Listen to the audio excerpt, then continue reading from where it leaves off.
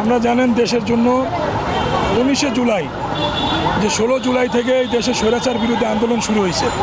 16 জুলাই থেকে যেমন আবু সাইদ মুগ্ধ মৃত্যুর পরে এই দেশের মধ্যে উত্তাল একটা কি সৃষ্টি হয়েছে গণজোয়ারের, যে স্বৈরাচার পতনের জন্য। সেই হিসাবে আমি 19 তারিখ পল্টন মোড়ে স্বৈরাচার পুলিশ পেটুয়া বাহিনীর গুলিতে আমি আহত হয়েছি। আমি একজন জুলাই যোদ্ধা হিসাবে এখানে আসা। আমাদের দাবি, আমরা 1 বছর ইন্টারিম সরকারের কাছে আমাদের দাবি জানাইতে হয় না, যেহেতু তিনি আমাদের রক্তের উপর সরকার, তার কাছে আমাদের কোনো দাবি জানাইতে না। কিন্তু তারপর যেহেতু আমরা ধৈর্যের বাদ ভাঙানে আজকে বৃষ্টির মধ্যে ভিজে এখানে রাজপথে আমরা অবস্থান করছি। মানুষের তো আপনারা জানেন অনেকে অনেক কথা বলতেছে যে জনদুর্ভোগ। স্বৈরাচার আমলে এই শাহবাগে প্রায় 2013 সালে শাহবাগী ইমরানের সরকারের নেতৃত্বে এই শাহবাগ চত্বরে দীর্ঘমেয়াদী একটা কি এই রাস্তার অবরোধ ছিল। তখন কি তাদের কি কোনো সমস্যা ছিল না?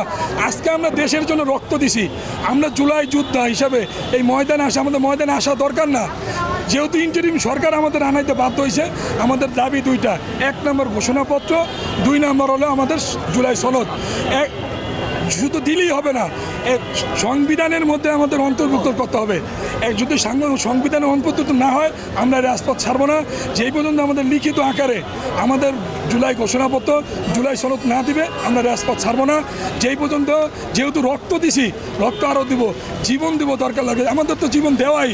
তারপরেও আবার যেহেতু আসছি রাজপথে, জীবন দেওয়ার জন্য আসছি, এই পথ থেকে কেউই যাবে না। আর আপনারা হয়তো ভুলভাল অনেকে পেরেছে সরাইতেছে যে এখানে আমাদের, আপনারা জানেন, আপনাদের মাধ্যমে জানিয়ে দিতে চাই, এইখানে সবাই এমএসভুক্ত, গেজেটভুক্ত। আমাদের এখানে কোনো আহত এবং শহীদ পরিবার ছাড়া কাউকে দাওয়াত দেওয়া হয় নাই।